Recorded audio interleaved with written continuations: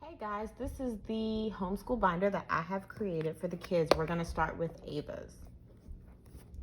This is the morning checklist. I created this checklist with the hopes that the kids will get into the routine of starting their day with these tasks before moving into our school routine. So it's super easy stuff like brush your teeth, eat your breakfast, make your bed, get dressed, and read a book. I feel like these are simple tasks that the kids can handle, the older kids, while I get the younger kids ready for their day. I like to start my day with positive affirmations, so I made these sheets for the kids. Having this customized sheet as a resource will encourage positive thoughts about themselves, build their self-confidence, and promote self-love. They're really simple things that the kids can say to themselves every day just to feel better. I am enough. I am smart. I am kind. I am beautiful. I love the skin that I'm in. I have the power to be happy. I'm free to be myself. Just really positive quotes to kind of fill the beginning of their day with lots of positivity. And so this is the final sheet of like their morning routine. This sheet I created is a bit similar to positive affirmations. It's a list of Dr. Seuss quotes to keep them encouraged throughout their educational journey, especially when they're having a struggle in a certain subject or a project or an assignment or a task. This is something that they can come back and look to and just get some motivational and encouraging quotes so that they can keep on trying. This is the weekly schedule I made, and my objective when I created this schedule was to create something the kids could participate in. So every day when they wake up, this is something that they can come to after they finish their morning. We'll start with dating the week. They'll pick their theme every week. If they want to do the same theme 5 times in a row, that's fine. Or if they want to change every week, that's fine. At the beginning of every week, there'll be a question of the week that'll pertain to the theme. They'll get to ask their own question. We'll go through the week and we'll check off each day which topics and subjects that we hit on. And then at the very end of the week, we'll come back together for the answer of the week. The kids should have learned the answer to their question sometime during the week in our learning process. So when we come back together, it'll give them the opportunity to think back on what we've learned in order to answer their question. At the very bottom says questions, comments, and concerns. This is a learning process for us. I don't expect it to be perfect. And I wanted to give the kids a space to be able to say what things they liked, didn't like, what concerns they had, what things they might want to change, or what things they just really loved and want to do again next week.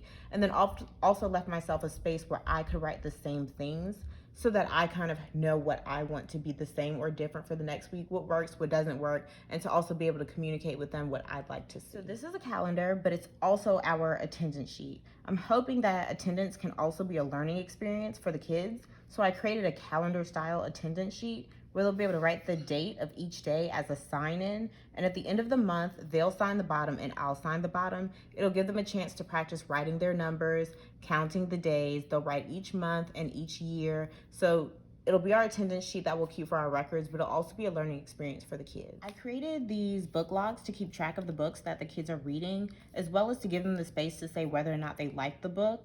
They'll start with the day that they started reading it, the title, and the author, and then the date they completed the book. Christopher is getting ready to venture into chapter books. So I wanted to be able to keep track of how long it was taking him to read certain books.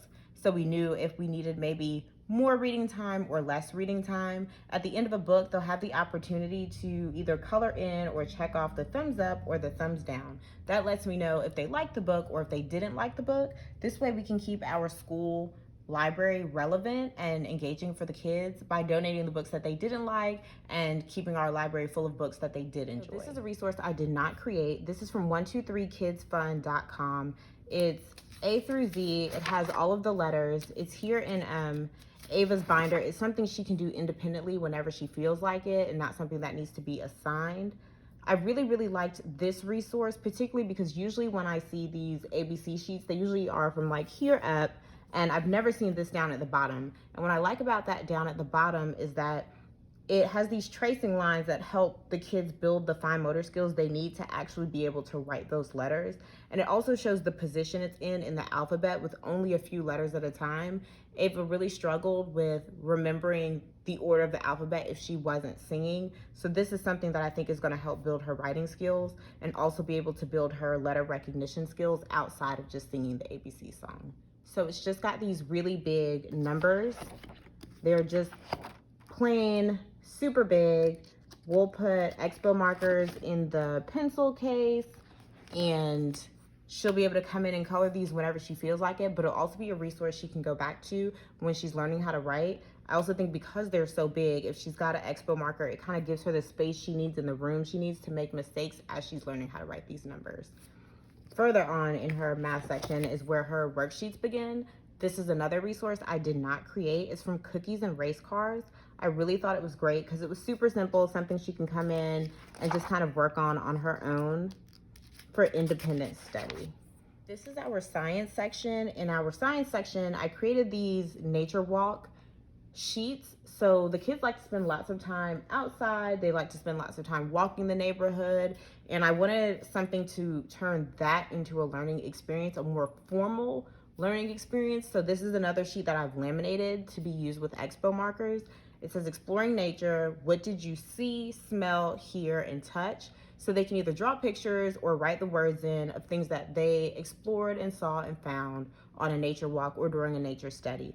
I intentionally left out taste because my kids are young and we're still working on learning what things go in your mouth and what things don't. So I did not want to encourage them tasting anything outside in nature because I know for our yard there is nothing here that is edible. So I left taste out. This is another resource I did not create. This is her social studies section.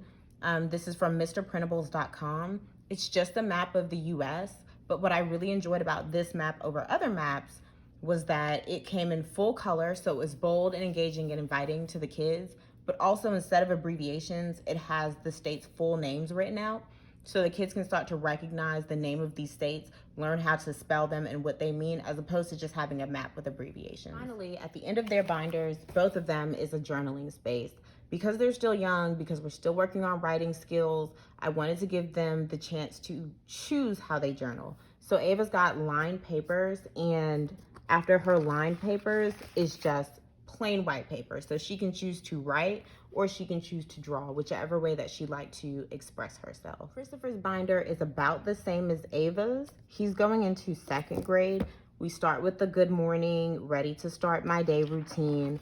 Christopher has his own customized positive affirmations with different pictures, a little more fitting to his personality, while Ava's got her own, that's her favorite color.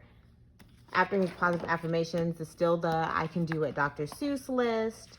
We still have the monthly, the reading log. This is his language arts section. This resource I did not create. They're laminated. It's from thisreadingmama.com. I really liked how big and simple that this was to help Christopher learn. It's just got the noun, pronouns, verbs, adjectives, adverbs, conjunction, interjection, preposition, and at the very end is a worksheet for him to learn his days of the week and actually writing them. This is his math section. It's just full of different math worksheets. None of them are worksheets that I created. These are ones that I just went and printed out. There was that big relief pack from Have Fun Teaching, so a lot of them came from havefunteaching.com. And then there are some other ones in here. This is from Annie Moffat, the Moffat Girls, elementarymathgames.net. These are links that I will put on the website so that anyone who's interested can be redirected to these blogs and these sites to get these worksheets. He's also got Exploring Nature, but then he's got types of clouds, weather instruments. Inside My Amazing Body came from 123 Homeschool for Me, as well as those weather printables.